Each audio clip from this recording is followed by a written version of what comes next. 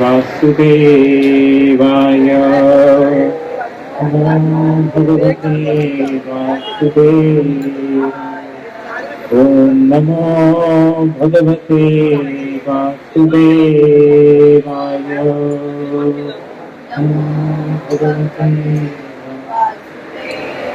ओम नमो भगवते वासुदेवाय।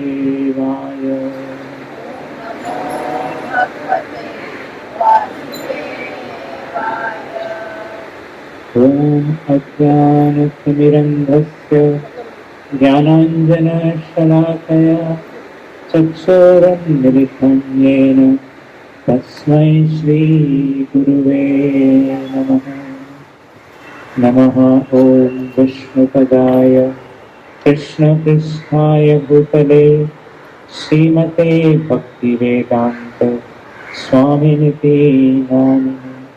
नमस्ते सरस्वती देवे गौरवाणी प्रचारिणे निर्विशेषा शून्यवादी पाश्चात्य देशधारिणे। जय श्री कृष्ण चैतन्य प्रभु नित्यानंद श्री अद्वैत गदाधर श्रीवासादि गौर भक्तवृंद। हरे कृष्णा कृष्णा कृष्णा हरे हरे, हरे राम राम राम हरे हरे।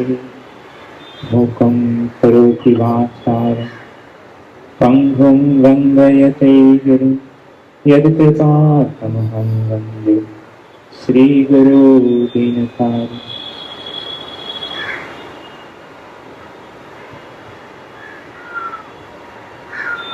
हरे कृष्णा। तो सर्वप्रथम यहाँ सब वरिष्ठ भक्तों का आशीर्वाद की याचना कि यहाँ हम कुछ सबकी सेवा कर सकें इस वाइसराय पार्क में। तो अच्छा लग रहा है, काफ़ी दिनों के बाद मैं यहाँ सेवा के लिए उपस्थित हो पाया आप लोगों की सेवा करने के लिए। तो आज बड़ा ही पावन दिवस है, Holi day, special Holi celebration का हम यहाँ महोत्सव मना रहे हैं सब एकत्रित। यहाँ पर मैं सुना कि कल यहाँ पर सोसाइटी वालों ने कल होली का पर्व मनाया था, काफ़ी लोग यहाँ इसमें भाग लिए होंगे। तो हम आज संक्षिप्त में उसके विषय में थोड़ा चर्चा करेंगे कि होली का क्या महत्व है, क्या इसके पीछे की कहानी है, क्या इसके पीछे की कथा है, और साथ ही साथ यहाँ विराजमान हमारे भगवान श्री गौरांग महाप्रभु और नित्यानंद प्रभु, उनके बारे में भी संक्षिप्त में चर्चा करेंगे। ईगो की जरूरत नहीं, बिना ईगो के। सुनाई दे रहा है सबको पीछे भी? We can hear through clearly? It's clear enough. Okay, good. Thank you.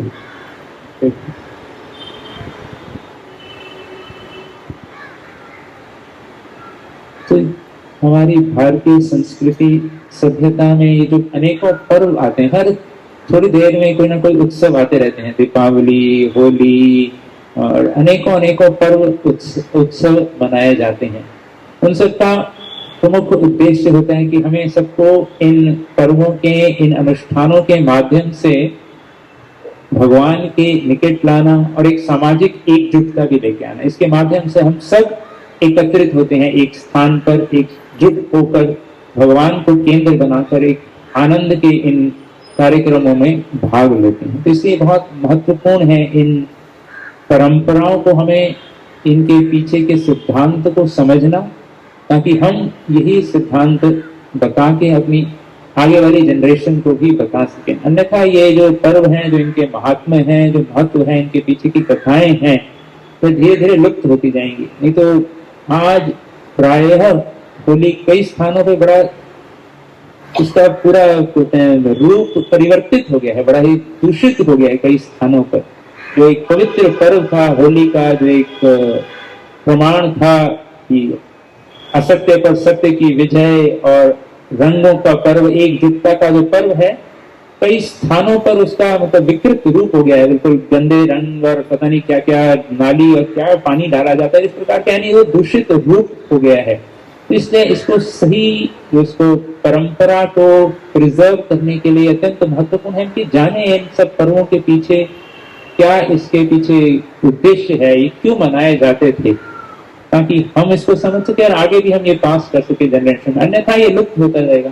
नहीं तो बाह्य प्रभाव और अनेकों क्या बोलते हैं रूपों से हमारे भारतीय संस्कृति के पर्वों पर आक्रमण किया जा रहा है। यदि हमारे पास उत्तर नहीं होगा उसके पीछे कि क्यों ये मनाया जा रहा है, क्या नहीं है, तो समय दूर नहीं है कि ये सब धीरे धीरे बंद हो जाएगा। अनेकों ने कोई तो बोलेगी हमारे सब पर्वों में कहीं पोल्यूशन याद आ जाता है, या कोई अनेक अनेक प्रकार के इसके ऊपर उठाए जाते हैं, आक्रमण किया जाता है। तो इसलिए बड़ा महत्वपूर्ण है हम समझना और इसमें भाग लेना, और एक सामाजिक एकजुटता, एक आध्यात्म का जो इसके पीछे जो योग जो स्थान है उसको समझना, इसलिए बहुत बहुत महत्वपूर्ण है। तो होली की तो कई कथाएं हैं, खासकर आज हम इसके बाद 8 बजे से हम जो ब्रज गीत रूप मंजरी माता जी से तो गाने वाले हैं, तो ब्रज का जो होली है वो तो बहुत ही विशेष, आज भी देखने के लिए लाखों लोग आते हैं। जो लोग गए हैं ब्रज में होली, आज कितने लोग गए हैं ब्रज में होली के समय पे? ज्यादा नहीं, ब्रज ज्यादा लोग हैं, कुछ लोग ब्रज की होली का अनुभव तो बहुत ही एक विशेष है।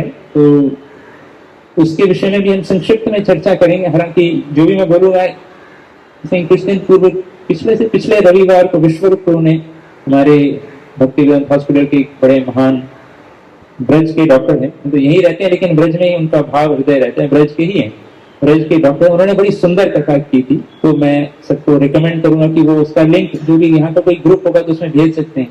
तो बड़ा विस्तार से ब्रज की होली के बारे में प्रभु ने बड़े भावपूर्ण चर्चा की थी, करीब 1-1.5 घंटा पर, बहुत सुंदर कथा थी। तो उस पर ग्रुप में अगर भेज दें तो सब लोग उसका सुन सकते, बड़ा सुंदर भाव जो है ब्रज की होली का वो व्यक्त किया। तो कई पौराणिक कथाएं हैं ब्रज होली से संबंधित। तो एक पुरानी कथा जो काफी प्रसिद्ध है वो है हमारे प्रिय भक्त प्रहलाद की, और उनके पिता श्रीमान हिरण्यकशिपु की। सबने कथा सुनी है, भक्त प्रहलाद के बारे में तो सुना ही है सब लोगों ने कि कैसे उसके पिता श्रीमान हिरण्यकशिपु जी पूरे विश्व को बिल्कुल नियंत्रण में कर लिया था।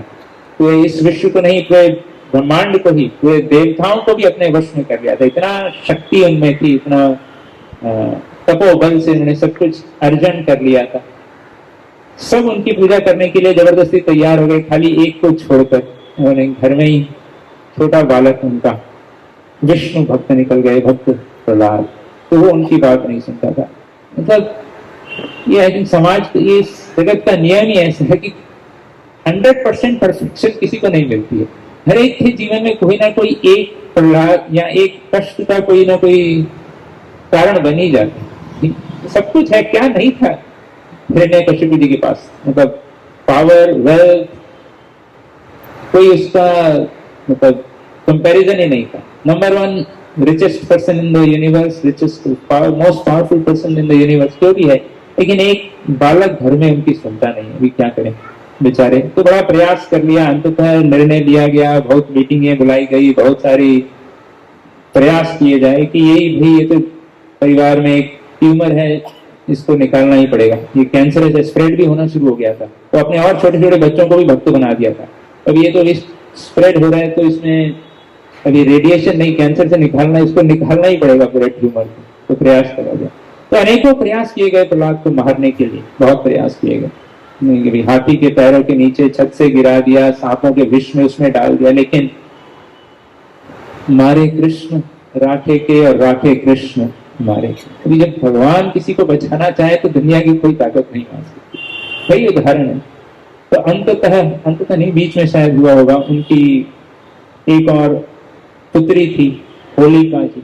उन्होंने कहा कि भाई आपने पिताजी बहुत ट्राई कर लिया, अभी एक मौका मुझे भी दे दो। ठीक है, आप क्या करोगे? बोले नहीं, मेरे को भी ब्रह्मा जी का वरदान है, मेरे पास ये पावर है कि मैं जलूंगी नहीं, ऐसा मेरे को ब्रह्मा जी ने आशीर्वाद दिया है। तो इस प्रकार से कहा कि ठीक है, एक बड़ा जो है बॉनफायर, क्या बोलते हैं बॉनफायर हिंदी में, क्या बोलते हैं? हाँ, होलिका, चलो दहन करने के लिए पूरी लकड़ी इत्यादि की व्यवस्था किया गया। और वहां पर होलिका ने बोला कि ठीक है भैया प्रहलाद आ जाओ, मेरी गोदी में बैठ जाओ, और उनको लेकर वो बैठ गई। लेकिन हमारे कृष्ण राधे के तो जैसे ही वो बैठी तो हुआ क्या कि वो होलिका उस आग में जलने लगी और प्रहलाद वहां पर बैठकर भगवान नाम में संलग्न है, मग्न है, कुछ नहीं हुआ। तो होलिका भी घबरा गई, अरे ये क्या हो गया ब्रह्मा जी, याद करिए ब्रह्मा जी, आपने तो आशीर्वाद दिया था, क्या हुआ भैया हमारा। ब्रह्मा जी ने कहा वो एस्टेरिक देखना भूल गई। वो लगता है ना कोई भी कंडीशंस अप्लाई, तो मैंने कहा था संरक्षण के लिए इसका प्रयोग करोगे, तुम किसी से जलेगी नहीं, तुम्हारे संरक्षण के लिए, जब तुम किसी को मारने के लिए काम करोगे तब ये काम नहीं करेगा। वो मैंने एस्टेरिक मार्क लगा के रखा था, वो आपने ध्यान नहीं दिया। तो तब वहीं पे वो होलिका का वहां अंत हो जाता है और प्रहलाद वहीं से बाहर निकल के आ जाते हैं। तो उस परंपरा को जागृत रखते हुए, उसको याद रखते हुए, आज भी कई शहरों में, कई गांवों, उत्तर भारत में तो मैं जानता हूँ कई जगह वो होलिका दहन करते हैं परसों, एक दिन पूर्व, यानी कल होली मनाई गई तो उससे पहले एक दिन पूर्व। यहाँ महाराष्ट्र में इतना कल्चर है, कई जगह पर होलिका को वो दहन करते हैं। और तो बेसिकली भाव उसका यही है, उस प्रसंग को याद करके कि कैसे जो है अपने अंदर के नकारात्मक विचार जो जो कष्ट दे रहे हैं, हमारे अंदर की जो विचार जो है काम इत्यादि, क्रोध इत्यादि, उनका परित्याग करना, उसका स्मरण करना भक्त प्रहलाद का। और इस लीला के माध्यम से स्पष्ट हो जाता है कि कैसे जो है चाहे कितना भी समृद्धि प्राप्त क्यों ना कर ले, जब तक भगवान पर पूर्णतः आश्रित नहीं हो सकते तब तक भय इस जीवन में रहेगा ही। भय जो है वो इस भौतिक जगत का बिल्कुल एक, क्या बोलते हैं वो, बॉटम लाइन है। बॉटम लाइन अर्थात यानी हर जीव का, हर व्यक्ति के जीवन में एक भय वो रहेगा, ये बॉटम लाइन है। हम सबके जीवन में हर स्थिति में कहीं ना किसी का भय तो है, आगे भविष्य का भय, अभी क्या होगा, आने वाले जीवन में क्या है। तो ये तभी संभव है जब हम पूर्णतः भगवान पर शरणागत हो जाते हैं। तो ये इस बड़ी लीला से बड़ा सुंदर ये भाव सन। और आज भी ब्रज में आज भी वो ये लीला, होलिका दहन की लीला मनाई जाती है। और आई थिंक प्रभु जी उस दिन रविवार की क्लास में बता रहे थे, आज भी वो ब्रज में गांव है जहाँ पर वो एक वंशज है, एक परिवार वाले, वो आज भी वो होलिका दहन करते हैं और वो 41 दिन का पूरा व्रत इत्यादि करते हैं। और फिर वो आग में से निकल जाता है वो व्यक्ति, कुछ लोगों ने देखा होगा।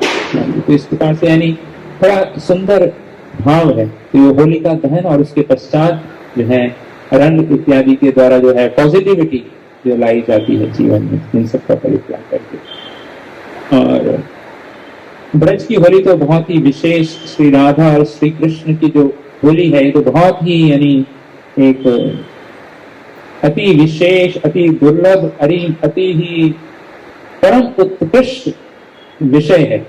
वह वास्तव में देखा जाए तो आध्यात्मिक प्रेम का जो है सर्वोच्च आदान प्रदान इस लीला में होता है, होली में, ब्रज की होली, श्री राधा और श्री कृष्ण की होली।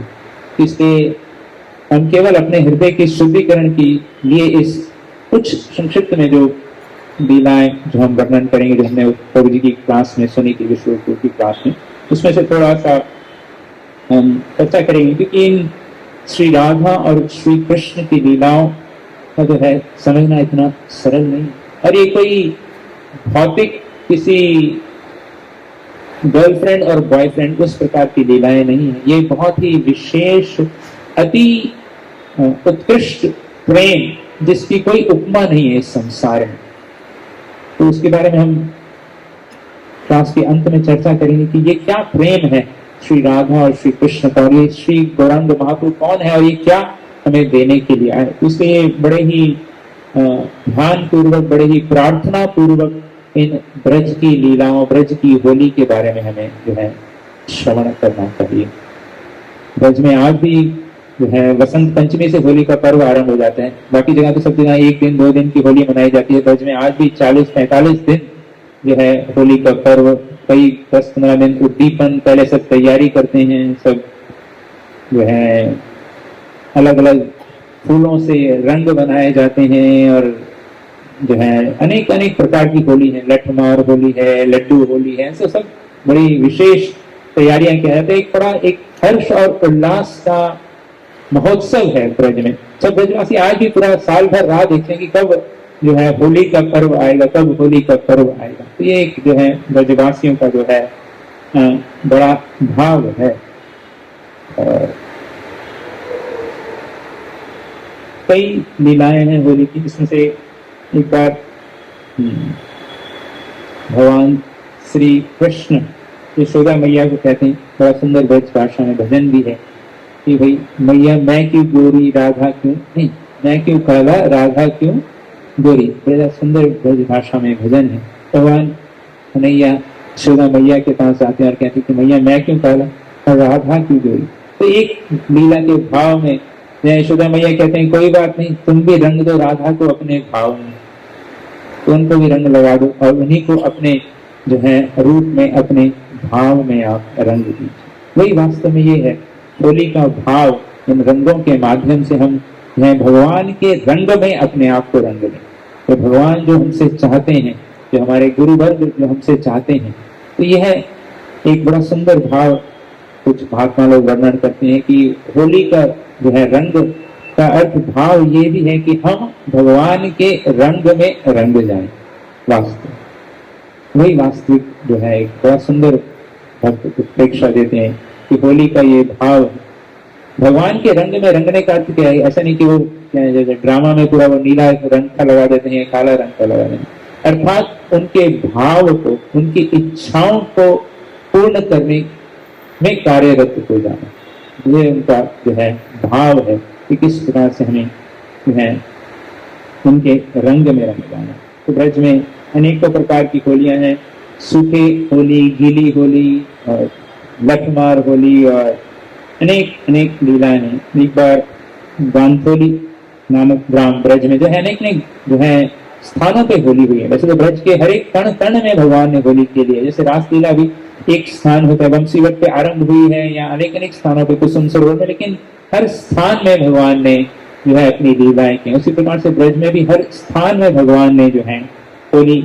का पर्व मनाया है। गांथोली स्थान में तो वहां एक बार एक लीला में श्री राधा रानी और श्री कृष्ण एकांत दोनों थे केवल, और वहां पर जो है बड़ा सुंदर प्रेम का आदान प्रदान हो गया था। तभी वहां पर जो है श्री राधा भगवान श्री राधा रानी और कृष्ण की सखियां आती हैं और भगवान की जो है वो उत्तरिया और श्री राधा रानी की जो है चुनरी को गांठ लगा देते हैं, इसलिए उस स्थान का नाम भी हो गया गांथोली गांव, गांठ लगा दी।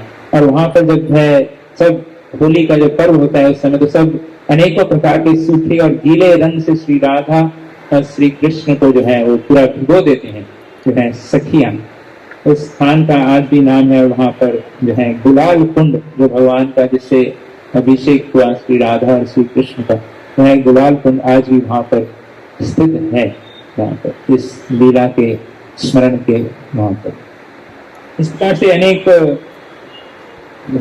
भगवान श्री कृष्ण और राधा रानी और सब बड़ा प्लानिंग चला करता था। होली से पहले भी एक कंपटीशन हुआ करता था, दिव्य कंपटीशन का। विश्व को बताया तो बड़ा सुंदर भाव रहता है ब्रज के कंपटीशन का।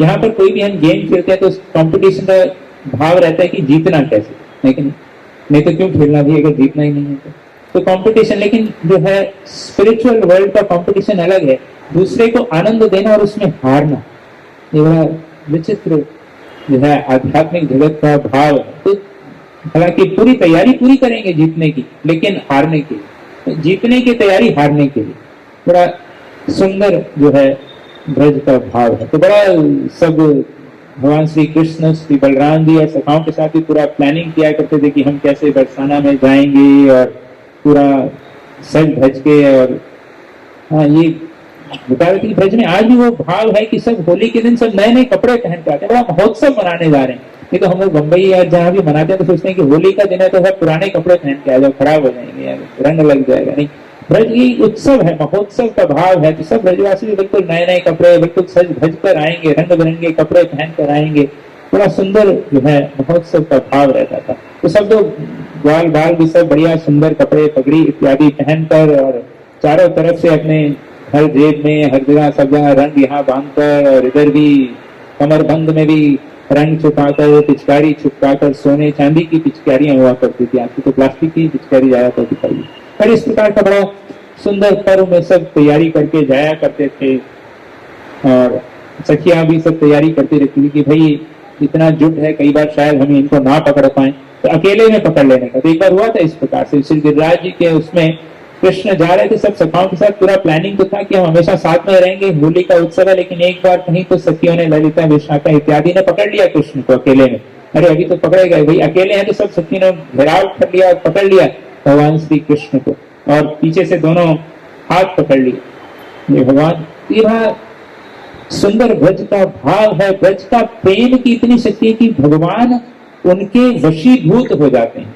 ये जो है ब्रज का जो भाव है। नहीं तो सर्वव्यापी भगवान जो कि जिनसे सब डरते हैं, ब्रह्मा देवते इत्यादि भी डरा करते हैं। एक बार हुआ था ब्रज में, कृष्ण बलराम अपने सखाओं के साथ खेल रहे थे, तो उन्होंने देखा कि देवतागण आया करते थे, उनको बालकनी सीट मिला करती थी, ऊपर से दर्शन करने आया करते थे। कोई भगवान लीला करते हैं तो देवतागण इत्यादि आते हैं ऊपर से देखने के लिए कि भगवान की क्या सुंदर लीलाएं हो रही हैं, अभी हमारे भगवान क्या कर रहे हैं। भगवान श्री कृष्ण का अर्थ यह सर्व आकर्षक, और देवतागण तो भगवान के विशेष अति प्रिय भक्त हैं, तो भी आया करते थे और देखा करते थे कि भगवान बड़ी सुंदर लीलाएं कर रहे हैं। तो एक बार देख रहे थे कि भगवान कृष्ण बलराम और बड़ी सुंदर सुंदर खेल खेल रहे हैं अपने ग्वाल बालाओं के साथ। एक खेल तो ऐसा था जिसमें वो यानी एक ऐसा झुककर खड़ा हो जाएगा एक ग्वाला, और पीछे से भागते हुए आएंगे, उसको पीठ पे मारेंगे और उसके ऊपर से जंप करके जाएंगे। क्या गेम को बोलते हैं मुझे नाम नहीं पता,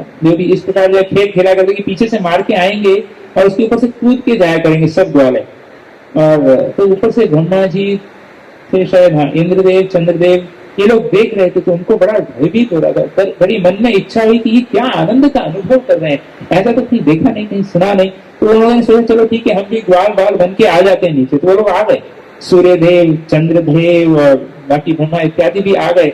और पहले तो आपस में चर्चा करने कौन जाएगा पहले, अभी लाइन में लग जाओ, अभी ग्वाल बालों की लाइन में लग जाओ। और हम भी पीछे, कृष्ण की बारी आई थी, कृष्ण हार गए थे, तो कृष्ण को ऐसा मार के जंप करके जाना था। तो थोड़ा आपस में डिस्कशन करने के बाद चला कि ठीक है इंद्रदेव आप जाइए आगे। तो इंद्रदेव आए, वहां तक गए और उसके बाद उनका हाथ कांपने लग गया, डर गया, नहीं नहीं नहीं, ये क्या कर रहा हूँ, ये तो परम आराध्य भगवान है हरि, इनको मैं इस प्रकार से कैसे कर सकता हूँ। और मतलब बेचारे घबरा के वापस आ गए। सूर्यदेव ने बोला चलो मैं प्रयास करता हूँ। वो तो वहां पहुंचते ही पसीना पसीना हो गया, सूर्यदेव को पसीना आ गया, तो सबको पसीना दिलाते हैं वहां पर। वो भी इस प्रकार से, मतलब वो देवतागण भी बड़े, और यही ब्रज की भक्ति की शक्ति है, प्रेम की शक्ति जो है वो भगवान को भी बांध लेती है।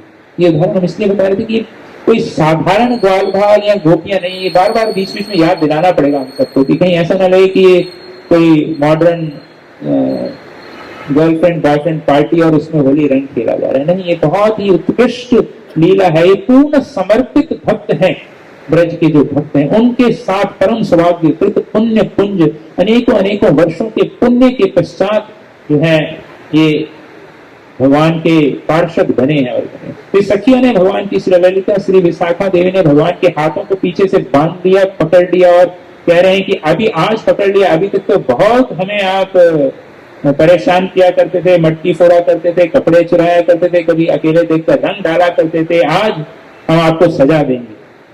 क्या सजा दे जाए। तो सब लोग अपना अपना, अभी मौका मिला तो सब बोल रहे थे चलो अभी मौका उठा रहे हैं, सब अपना बोल रहे हैं। कोई बोल रहा है कि कृष्ण को पूरा काजल लगा दिया जाए, कोई बोल रहा है इसको गोपी वेश बना दें, अभी इसको पता चलेगा गोपी बनते हैं तो क्या होता है। तो कोई बोल रहा है कि इसका मोर पंख ले लो, बांसुरी छीन लो, और इस प्रकार से फिर कुछ लोग कहते हैं कि नहीं, जब तक ये राधा तो शरणागत नहीं होते तब तक इसे छोड़ा नहीं जाएगा। उसी तरह से फिर जाके कुछ सखियां बलराम जी को भी पकड़ के लेकर आ गए, और दोनों को पकड़ कर लेकर आ गए और पूरा घेर लिया चारों तरफ से। और देवतागण की, ब्रह्मा, शंकर इत्यादि भी देख रहे थे इन लीलाओं पर, बड़े हैरान हो रहे थे वह कि क्या उत्कृष्ट प्रेम है श्री गोपी गण का, कि भगवान इनके बंधन में आए। इसलिए भगवान प्रेम भक्ति ज्यादा सरलता से नहीं देते। भगवान के पास कुछ मांगने के लिए जाओ तो बड़ा जल्दी मिल जाता है। नहीं, कई बार लगता है हम लोग इतने सालों से प्रेम भक्ति के लिए प्रयास कर रहे, नहीं मिलता है। क्या बात है, घिस रहे हैं, माला कर रहे हैं, पूरा समय निकाल रहे हैं, लेकिन प्रेम दीपन नहीं हो रहा है, प्रेम प्रकट नहीं हो रहा है। प्रेम में इतनी शक्ति है कि भगवान भी उसके अधीन हो जाते हैं। तो मतलब कोई साधारण चीज नहीं, तो क्यों भगवान इतना जल्दी दे देंगे, है ना? तो इतनी बहुमूल्य वस्तु है कि भगवान भी उसके वश में हो जाते हैं पूर्णतः। तो वो आदमी क्वालिटी चेक करके ही देंगे ना, भैया किसको देना है, कोई ऐरा ठहरा कुछ, कोई नाटक तो नहीं कर रहा है, कुछ कोई परीक्षाएं देंगे, कष्ट आएंगे, सब समस्याएं आएंगी, भैया अभी पार हो गया। जब तक पूरा वो क्या बोलते हैं ना, तपता नहीं है सोना, तब तक निखरता नहीं। तो जब तक भगवान देखते हैं कि भैया पूर्ण शुद्ध हो गया है, ये आदमी अभी फिट हो गया, चल अभी तुम आ गए भैया ब्रज भक्ति। हालांकि श्री चैतन्य महाप्रभु की कृपा से बहुत सरल हो गया है इस प्रेम भक्ति को प्राप्त करना। तो कृष्ण बलराम को भी इस तरह से पकड़ा। भगवान जब श्री राधा रानी को जो है समर्पित होते हैं, तब कृष्ण बलराम को छोड़ते हैं। तब कृष्ण बलराम सोचते हैं कि भैया अभी तो जाना पड़ेगा, बदला लेना पड़ेगा, रिवेंज। ये प्रेम का जो है वो प्रदर्शन है यहाँ पर, प्रेम उल्लास। तो भगवान भी बड़ी अनेकों लीलाएं करते हैं, और छद्म रूप में, यानी वो क्या बोलते हैं, बहुरूपिया बन के जाते थे। अनेक अनेक अनेक लीलाएं हैं, छद्म लीलाएं भगवान की। कभी वो चूड़ी बेचने वाला, तो कभी योगी, तो कभी सपेरा, तो कभी इस प्रकार से जो है भगवान अनेक लीलाएं करा करते थे। तो इस बार एक बार तो भगवान इस बार एक योगी का रूप बिल्कुल भस्म इत्यादि लेगा के बरसाना में चले गए, और सब गोपियों के बीच में चले गए और अपने सखाओं के साथ। और जैसे ही देखा कि अभी बिल्कुल अच्छा मौका है, तो सबके पूरे रंगों का जो है आक्रमण कर दिया, पूरा आक्रमण कर दिया। तो तब सखियों ने कहा कि भाई ये तो बिल्कुल अचानक हो गया, लेकिन थोड़ा प्लान करके करते हैं। तो पूरा सब सखियां एकत्रित होती हैं, प्लान किया जाता है, और फिर जो है होली मनाई जाती है। फिर नियम बनाए जाते हैं कि भाई पहले सूखे रंगों से खेलेंगे, बाद में गीले करें, तो मिक्स नहीं होना चाहिए। लेकिन जब कृष्ण और बलराम जब गोपियों से जब पूरा जब रंग का बौछार होने लगे, जब हारने लगते हैं, तो फिर भगवान अपनी पिचकारी निकाल के सब आरंभ कर देते हैं। बड़ा सुंदर विष्णु ने बड़ा ही विस्तार से इस लीला को भी बताया था कि किस प्रकार से भगवान राधा रानी और कृष्ण की सुंदरता, जब वो पिचकारी जब उन पे जाती है, बड़ा सुंदर वर्णन है उसमें, तो आप सुन सकते हैं। तो इस प्रकार से अनेकों लीलाएं हैं। और एक बार जब नंद महाराज जी ने भेजा था अपने पंडित जी को कि जाके भाई बरसाना के लोगों को इनवाइट करके लिए आइए, तो जब अभी तक वो पहुंचे ही नहीं थे, हमारे पांडे जी पीली पोखर पे ही जो थे, वहां पर भी बरसाना के पास में जहाँ पहुंचे थी, तभी वहां पर जो है बरसाना की गोपियां सबने मिलके उनको उधर ही डुबा दिया और रंग दिया पूरा। और तब वहां जब राधा रानी आती है तो उनको बुरा लगता है, भैया ये तो होली के आमंत्रण देने की आए थे, इनको क्यों पकड़ लिया। तो उनको हाथ जोड़ती कि भाई हमारी सखियां बहुत ही चंचल हैं, आपको बड़ी बदमाश है, आपको पकड़ लिया। उनको घर पे लेके गए, सम्मान इत्यादि किया, नहलाया इत्यादि, नए वस्त्र दिए, और कहा कि भाई ये लीजिए लड्डू खिलाइए। और फिर यशोदा मैया ने भी खूब प्रेम से जो है हाथ से अपने लड्डू खिलाए उस पांडे जी को। और तब से वो जो है प्रथा आरंभ हो गई लड्डू होली की। सब ब्रजवासी लड्डू लेके आएंगे, और बरसाना के लोग सब नंदगांव के लोगों को जो है लड्डू, आज ही बरसाना में जाएंगे जो लोग को ये परम सौभाग्य प्राप्त हुआ, उन्होंने देखा हो कि लड्डू फेंका जाते हैं। आजकल ऐसे एक बार में गया तो वहां तो पार्ले जी के बिस्कुट भी फेंकते लड्डू, तो पता नहीं लड्डू बनाने की कमी हो गई, जो भी कारण, बट बड़ा सुंदर भाव था लड्डू। इस प्रकार से जो है लड्डू की होली और लठमार होली की तो अलग ही दिव्य लीलाएं हैं। बरसाना की गोपियां और नंदगांव की सखा, और फिर नंदगांव की सखियां हैं, तो बड़ा सुंदर प्रेम का जो है आदान प्रदान है। तो जी बता रहे थे कि 10-15 दिन तक पूरे तैयारी करके आती हैं सब सखियां, 10-15 दिन तक पूरा अच्छे से भोजन मेवा इत्यादि खा के पूरा तैयार होती हैं। और डंडे को भी पूरा तैयार किया जाता है, रोज तेल लगा के उसको थोड़ा मजबूत बनाया जाता है। तो भी प्रेम का भाव है, और बड़ा सुंदर एक भक्त ने भाव व्यक्त किया। क्योंकि इसके पीछे एक भाव ये भी था, ये तो प्रेम का आदान प्रदान है कि भाई हार हुई थी तो भी पिटाई होगी थोड़ा, लेकिन एक भाव बड़ा सुंदर ये भी था कि सखियों का कि भाई आने वाले दिनों में और भी राक्षस इत्यादि आने वाले हैं, आप थोड़ा और तैयार हो जाओ कृष्ण बलराम और सखाओ, ताकि और शक्ति आ जाए। थोड़ा प्रैक्टिस होना जरूरी है ना युद्ध करने के लिए, तो थोड़ा वो भी एक सुंदर भाव था कि तैयार हो जाइए। इस प्रकार से जो है बड़ा जो है सुंदर भाव है इस होली के पर्व का, ब्रज की होली और इत्यादि का। आज जो दूसरा हम पर्व आज यहाँ पर मना रहे हैं वो है श्री गौरांग महाप्रभु का आविर्भाव दिन, ये भी बहुत बहुत भक्तों के लिए बड़ा ही महत्वपूर्ण, बहुत ही भक्ति में डूबने वाला दिन है। बहुत इसके पीछे की प्रसंग तो ये बहुत ही दुर्लभ, एक्चुअली वास्तव में देखा जाए तो हम सबका परम परम सौभाग्य है। हम लोगों को समझ में नहीं आ रहा है एक्चुअली हम किस समय में पैदा हुए। आप में से कितने लोग कुंभ मेला में गए थे? काफी लोग गए थे कुंभ मेला में। कुंभ मेला इतना इस बार का मुझे भी पूरा प्रामाणिकता से नहीं पता है, बट काफी लोगों का यह मानना था कि करीब 144 साल में ये आया है और अगला 144 साल बाद आएगा।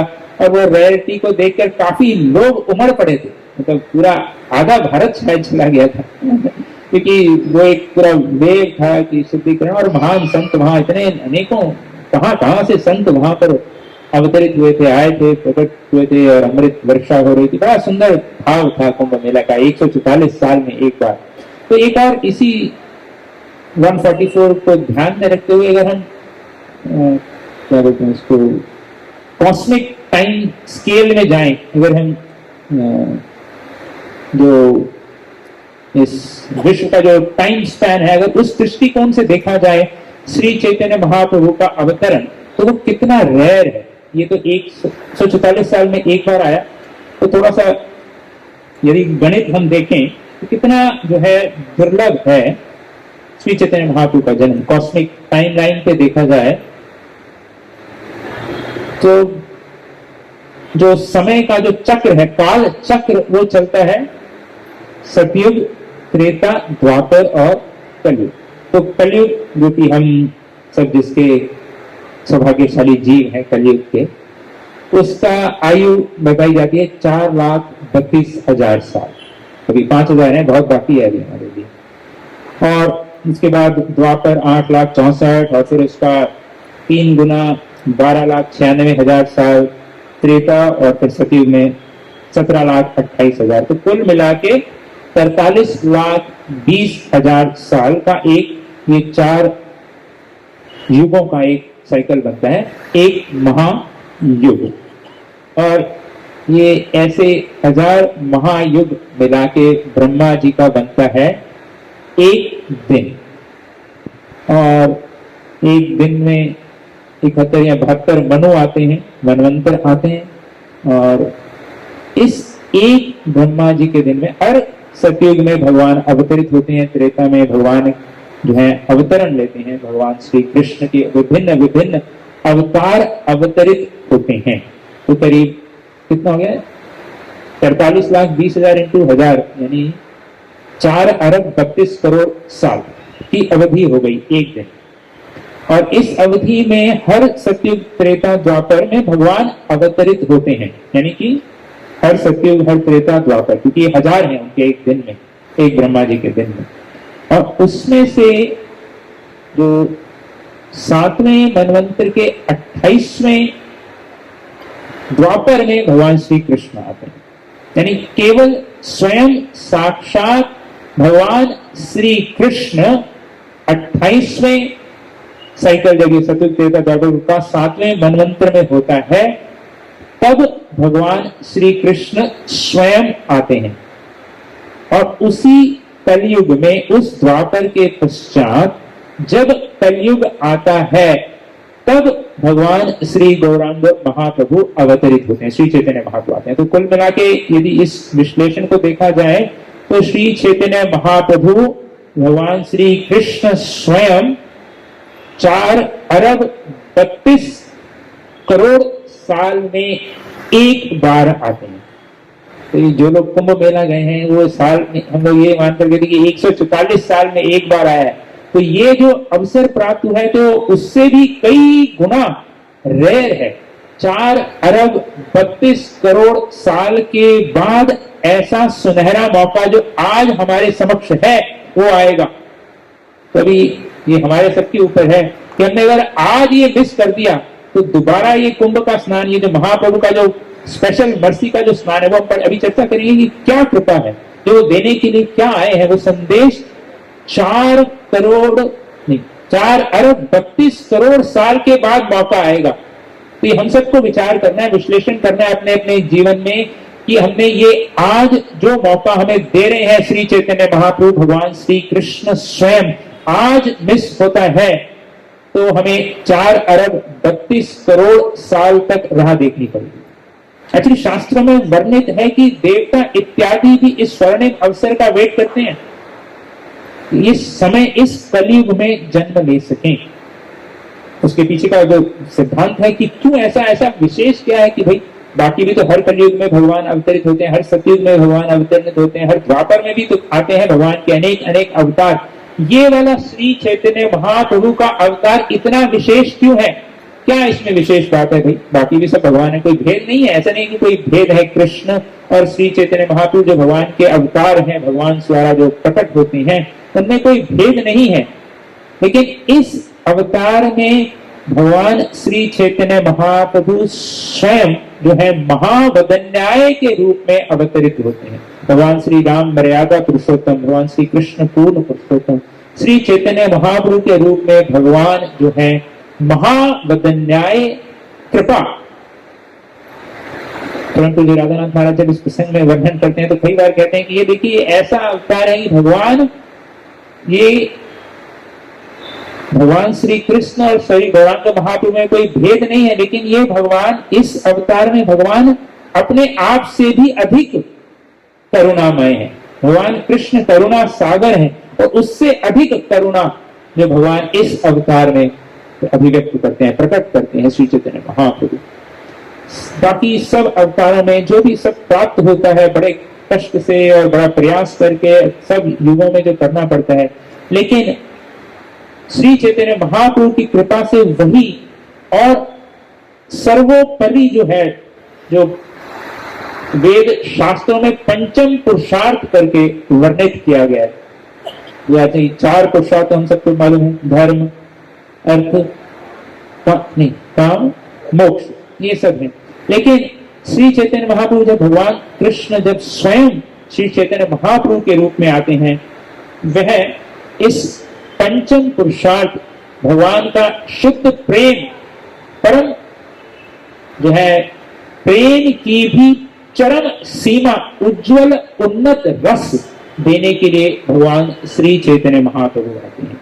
इसलिए ये जो भगवान का जो अवतरण है बहुत ही रेयर है और सबसे सरल तरीका भी दिया गया हुआ। मतलब इसको इस संदर्भ में, हमारे संदर्भ में समझना हो तो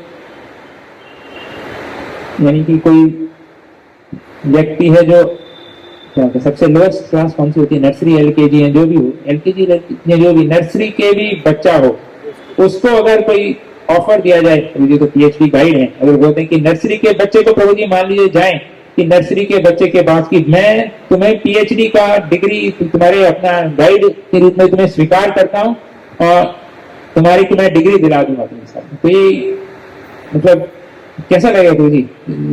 पॉसिबल या संभव है या नहीं है, या क्या ऐसा इट इज अनहर्ड ऑफ कि ऐसा हो सके? नर्सरी के बच्चे को प्रभु जी जाते हैं और गाइडेंस देते हैं कि भाई तुम मेरा शागिर्द बन जा, मैं तुम्हें पीएचडी दे दूंगा, डिग्री बस, और वो भी तुरंत, बहुत जल्दी, कुछ ही क्षणों में, कुछ ही सालों में तुम्हारी पीएचडी कंप्लीट हो जाएगी।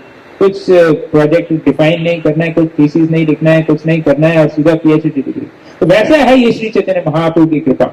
सर्वश्रेष्ठ जो है भक्ति की जो पराकाष्ठा है, चरम सीमा, उन्नत उज्जवल रस, जो ब्रज का जो रस है, जो प्रेम का जो रस है, जो गोपियों का जो भाव है, जो सर्वोपरि है, the top most love which is possible, उसमें भी श्री राधा रानी का जो भाव है जो कि सर्वोपरि है, उसकी कोई तुलना नहीं है, तुलना विशेष नहीं है। जो ब्रजवासियों का जो भाव है वो पूर्णतः कृष्ण को समर्पित थे। गोपियों का भी जीवन पूर्णतः भगवान को समर्पित था। प्रत्येक कार्य कि क्या करना है, क्या पहनना से लेके हर एक क्षण उनका केवल यही था कि कृष्ण को आनंद दें, कृष्ण को कैसे प्रसन्न कर सकें।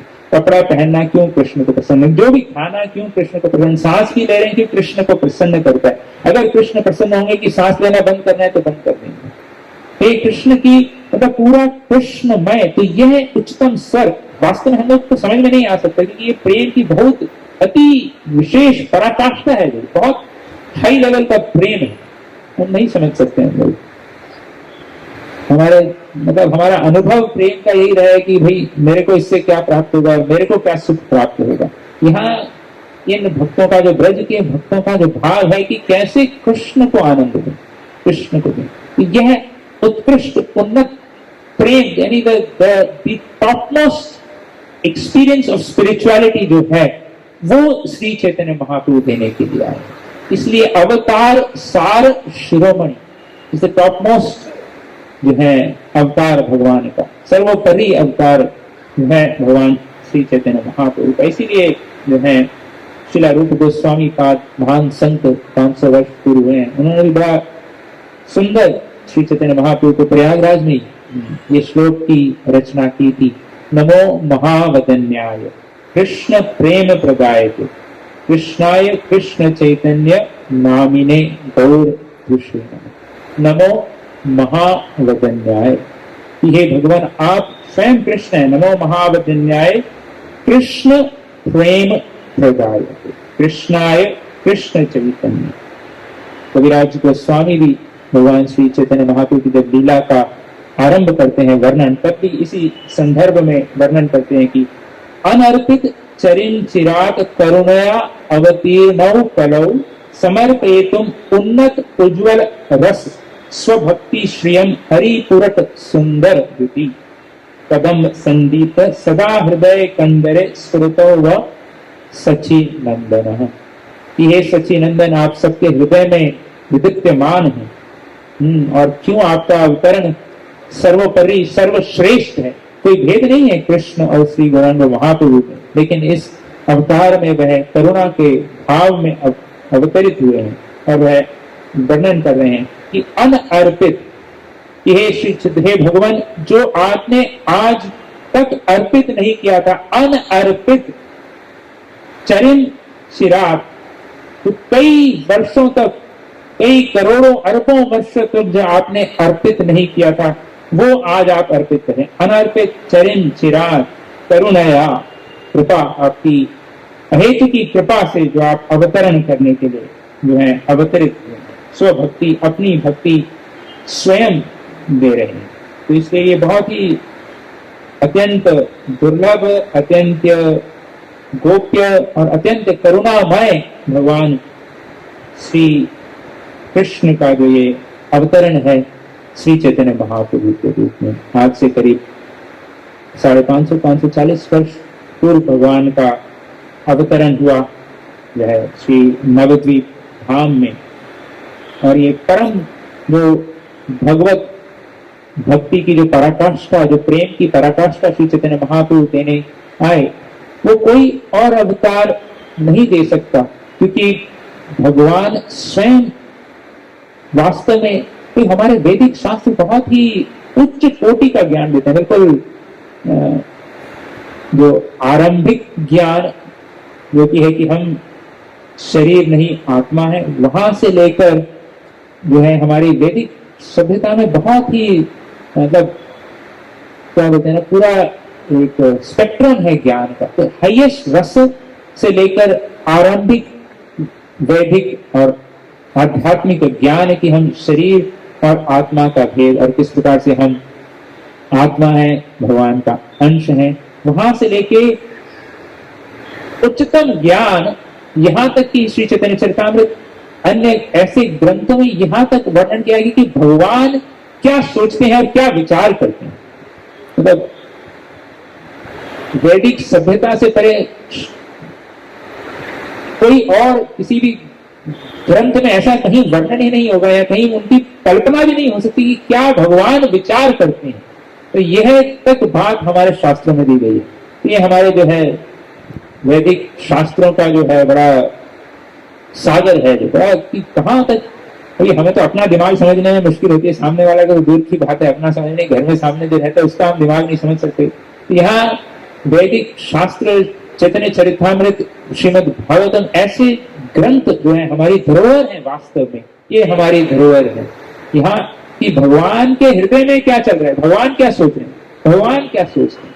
यहाँ पर कविराज गोस्वामी वर्णन करें कि भगवान श्री कृष्ण यह विचार कर रहे हैं कि ये क्या चीज है जो मैं नहीं जानता हूं। भगवान जो कि सर्वज्ञ है, वो भी भगवान भी विचार करें कि ये एक चीज है जो मैं नहीं समझ पा रहा हूं, वो क्या है। कि जो राधा रानी का जो प्रेम है, उसका जो अनुभव है, और जो राधा रानी जो मुझ में ऐसा क्या अनुभव कर रही है कि वो इतना पूर्णतः जो है समर्पित है, और वो किस दिव्य आनंद का वो अनुभव करती हैं। यह तीन कारणों को भगवान भी चिंता कर रहे हैं, कि भगवान भी समझना चाहते हैं कि ये क्या है। भगवान कृष्ण भी विचार कर रहे थे कि क्या है, क्या ये। इसको समझने के लिए भगवान श्री कृष्ण शास्त्र श्रीमद् भागवतम और अन्य शास्त्र वर्णन करते हैं कि इस भाव को समझने के लिए और कलयुग में युग अवतार का प्रचारण करने के लिए श्री अद्वैताचार्य जी की भगवान सदाशिव की प्रार्थनाओं की पूर्ति हेतु भगवान श्री कृष्ण स्वयं श्री राधा रानी के भाव और उनकी अंग कांति को लेके श्री गौरांग महाप्रभु के रूप में अवतरित होते हैं। श्री गौरांग महाप्रभु की ये उनका भगवान का जो अंतरंग कारण भी हमारे शास्त्र हमारे समक्ष प्रकट करते हैं कि इस भाव को लेकर भगवान अवतरित होते हैं, और महावदन्याय के रूप में इस भाव को स्वयं आस्वादन करते हैं, और साथ ही साथ खुले हाथ से बांटना भी चाहते हैं। कोई पात्र नहीं देखते, कोई क्वालिफिकेशन नहीं देखते, कोई ऐसा कोई आओ। तो भगवान श्री कृष्ण ने भी जब सर्वधर्मान परित्यज्य भगवद गीता में अंत में जब श्लोक कहा कि भगवान भी एक्सपेक्ट कर रहे थे कि आए लोग और शरणागत हों, तब भगवान ने भी विचार किया, देखा कि भाई कुछ सालों के बाद गीता तो मैंने बोल दी, लेकिन लोगों को समझ में नहीं आ रहा है, करना क्या है इसको। सर्वधर्मान परित्यज्य तो बोल दिया, लेकिन कोई आ नहीं रहा है, कोई कर नहीं रहा है। भगवान जी विचार कर रहे थे कि शायद मुझे ही आके क्या बोलते हैं ना, वो ग्रेस मार्क्स देने पड़ेंगे, आके मुझे वो हैंड क्या बोलते हैं, मेरे को ये आके लिख के समझाना। इसलिए भगवान श्री कृष्ण श्री राधा रानी के भाव को लेकर स्वयं सिखाने के लिए आ जाते हैं कि भाई मैं ही सिखाता हूँ कैसे भक्ति करनी है। तो एक भक्त के रूप में भगवान अवतरित होते हैं और पूरे अपने जीवन काल के माध्यम से दिखाते हैं कि भैया हाँ ऐसे भक्ति करनी है, इस प्रकार से नम्रता पूर्वक भगवान नाम का आस्वादन करना है, भक्तों की सेवा करनी है, भक्तों का गुणगान करना है।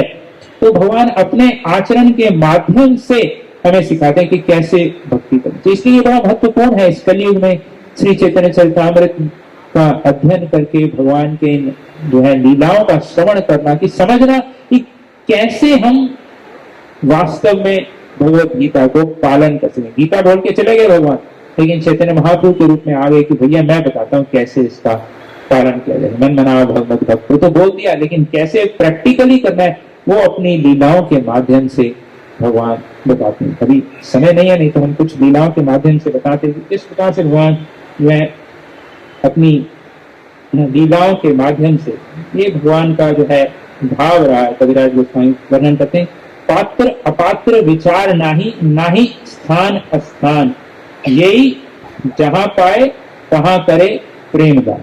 तो जहां मिल गया उसको प्रेम दान दे देते। यहाँ तक कि झारखंड के जंगलों में गए थे तो वहां तो पशु इत्यादि, शेर हिरण इत्यादि, उनको भी ये बड़ा सुंदर चैतन्य चरितामृत में वर्णन है। और बलभद्र भट्टाचार्य जी जो महाप्रभु के साथ गए थे उन्होंने पूरा रिकॉर्ड करके लिखा हुआ था कि कैसे कैसे महाप्रभु जब कीर्तन करते हुए जा रहे थे तो शेर इत्यादि को भी भक्त बना दिया। स्थान ना स्थान देख रहे थे, ना स्थान, ना पात्र ना अपात्र। एक बार हुआ था भगवान श्री कृष्ण की लीला में, प्रभुपाद जी एक कॉन्वर्सेशन में एक कहानी बताते हैं कि एक बार भगवान श्री कृष्ण का बर्थडे पार्टी था, बर्थडे सेलिब्रेशन था, सबको बुलाया गया था भगवान श्री कृष्ण ने, और अनेकों सब भेंट अर्पण कर रहे थे। भगवान जो भी आए थे सबको रिटर्न गिफ्ट का कल्चर होता है ना, अभी देते हैं, बर्थडे आया तो घर पे कुछ गिफ्ट लेके आए, कुछ तो सबको दिया जा रहा था कि भाई जो भी ब्रजवासी आए थे सबको कोई ना कोई, तो सब अपनी अपनी, कोई शॉल लेके आया था, कोई जो भी गिफ्ट जिस थैले में लाए होंगे वही थैला खोल के खड़े थे। और कुछ लोगों के पास नहीं था तो उन्होंने सोचा कि हम ले आते हैं, थैला ले आए, तो कुछ लोग थैला लेने इत्यादि चले गए। और घर पे यहाँ थोड़ा बड़ा पात्र, इच्छा होगी तो और कुछ बड़ा गिफ्ट मिल रहा है तो ले लेना चाहिए भाई, बड़ा पात्र होगा तो हालांकि वृषभानु महाराज को भी बुलाया था, लेकिन वो किसी कारणवश व्यस्त होने के कारण उस बर्थडे पार्टी में नहीं आ पाए थे।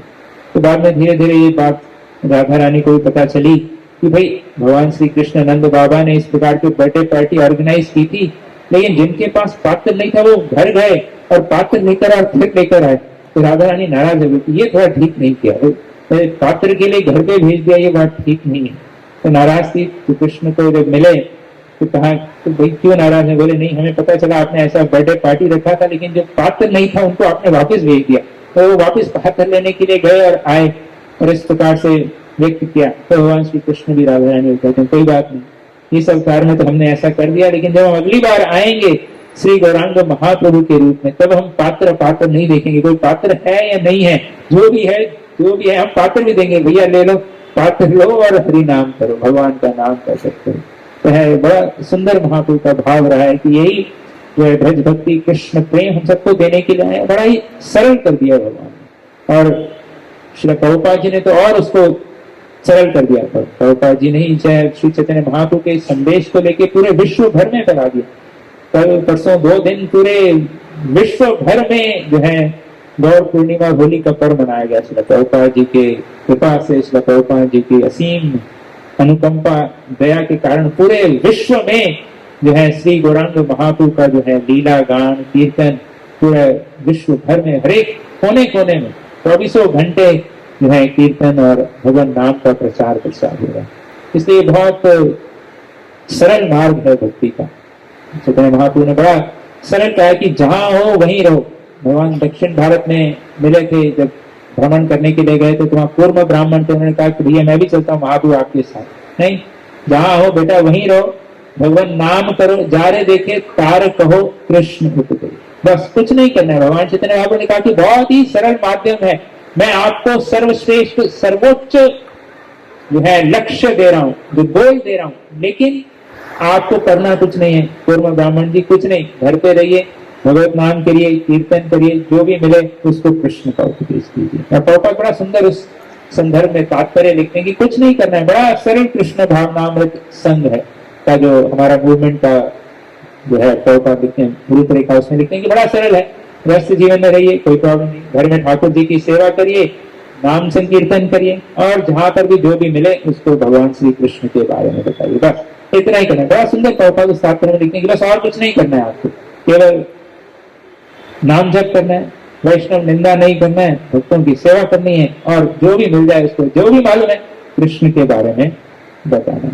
इसलिए बड़ा जो है रेयर हम सबके लिए अपॉर्चुनिटी है, बड़ा परम कृपालु श्री प्रभुपाद जी की कृपा से महाप्रभु के बारे में जाने, उनकी असीम कृपा के बारे में हम लोग जाने हैं, इसका हम लाभ उठाएं। नहीं तो 144 साल के बाद कुंभ के लिए तो शायद कुछ लोग जीवित रहे, वैसे वो भी नहीं, बट ये तो बहुत ही ज्यादा हो जाएगा। 4 अरब 32 करोड़ साल तक वेट करनी पड़ सकती है। अगर हम ये मिस कर दिए इस बार तो फिर ये जन्म मृत्यु के चक्कर में घूमते घूमते घूमते बहुत रगड़ना पड़ जाएगा। वो जल्दी करके पकड़ ही लेते हैं महाप्रभु के चरणों को और चलते हैं, यहाँ रुकना नहीं है ज्यादा। इसलिए इसी के साथ हम यहाँ इस कथा को विराम देंगे। थोड़ा ज्यादा लेट हो गया तो क्षमा, लेकिन अभी हम माता जी जो कि ब्रज में ही सीखी है भजन, ब्रज में ही उन्होंने अपना जो है ब्रज में उनका जो है जीवन रहा, ब्रज में ही रही है। और माता जी हम सबको ब्रज के भाव में लेकर जाएंगी। That is the highlight of the programme. अभी हम आरंभ करेंगे। हरे कृष्ण। तो आगे की रूपरेखा को जी आप बताएंगे। जय श्री गौरांग महाप्रभु की, श्री प्रभुपाद की। हरे कृष्ण।